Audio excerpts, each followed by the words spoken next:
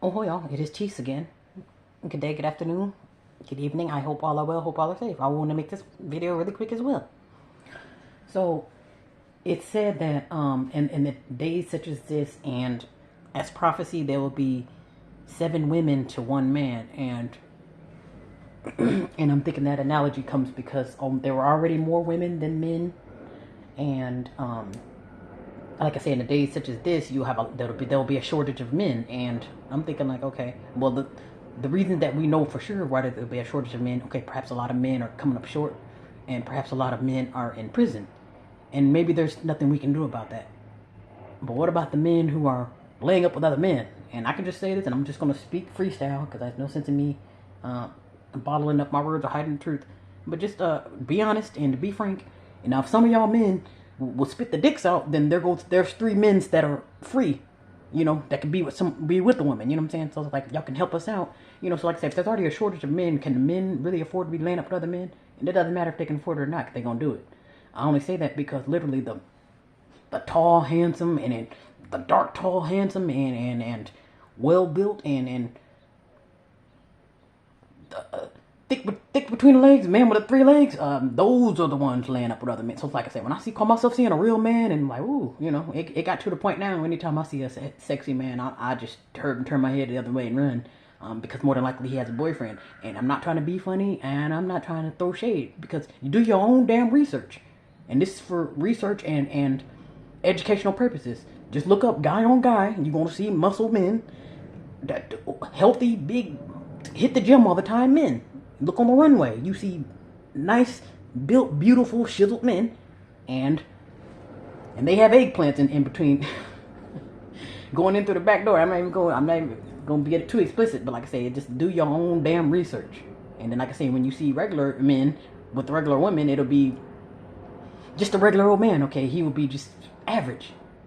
But your quote unquote alpha men, or the ones who call themselves alpha men, yeah, I'm not saying all of them. I'm not saying you can't get a muscly man that's not swimming in doo doo. But all I'm saying is a lot of them, majority of them, to the point where it's like you look at them like, well, you got muscles, and I don't even want to sound ignorant, but like I said, if you do your own damn research, and this is just for educational purposes when I say look up guy on guy, I don't say look it up so you can jack off to the video, just look it up so you can see what the hell I'm saying, because there needs to be, you know, receipts.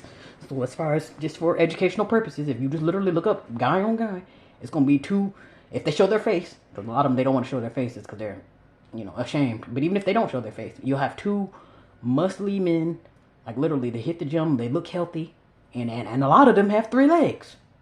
And guess what? That 3rd leg is going in unshitted waters.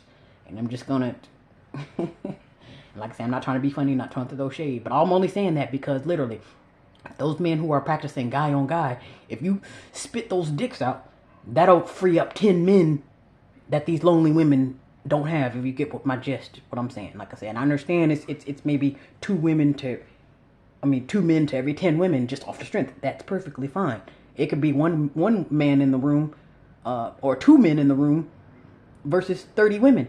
But if those 2 men are kissing each other, then we don't stand a chance. You see what I'm saying? All I'm saying is spit to the men out there.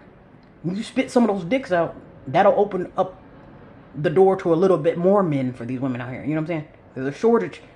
Okay, yeah, because probably it's not enough men being produced, you know, as far as them coming out. And a lot of them are in prison. And that's if they're not, you know, damaged in prison either. Because like I say, in prison, that's where a lot of the guy on guy is in prison too. Because hell, I'm being here 30, 40 years. We might as well get married. That's probably how they're feeling. If I'm going to die in prison, I might as well get my boyfriend. I can find my man in prison. But like I say, don't make it seem like, oh, okay, there's literally only 2 men left in the world. Like, okay, no, a lot of them are locked up. A lot of them are dead. Like, okay, we got that. And if you don't plan on doing nothing about that, then okay, that's lowering the numbers. But what about the men who are not behind bars? And you over here giving, you got a nice, healthy, beautiful body and a healthy, strong, able-bodied man, but you're rolling around with another man. Like I said, that's wasting men.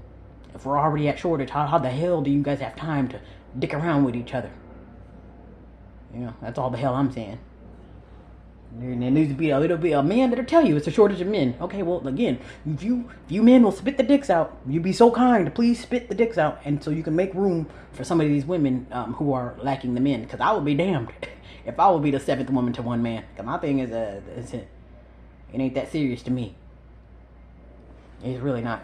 You won't catch me waiting in line for one man.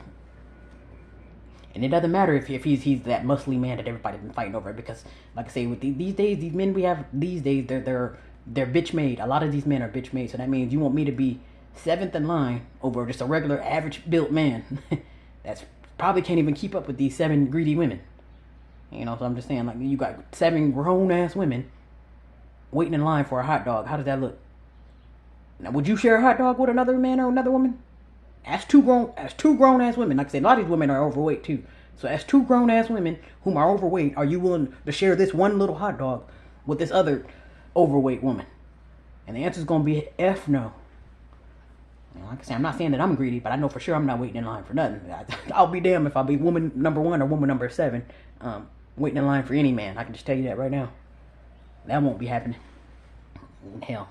That's what a motor is for, and that might explain why women are. I'm not gonna. I don't want to condone sleeping with your hand, but that's probably where that comes in at. Because if I have to wait in line for one regular size hot dog, then it's like, damn, I might not be left with no choice but to sleep with a pillow or something. Put a motor on a pillow and call it a day, or hook up a lawnmower. You know, so it's just kind of like sometimes you have to get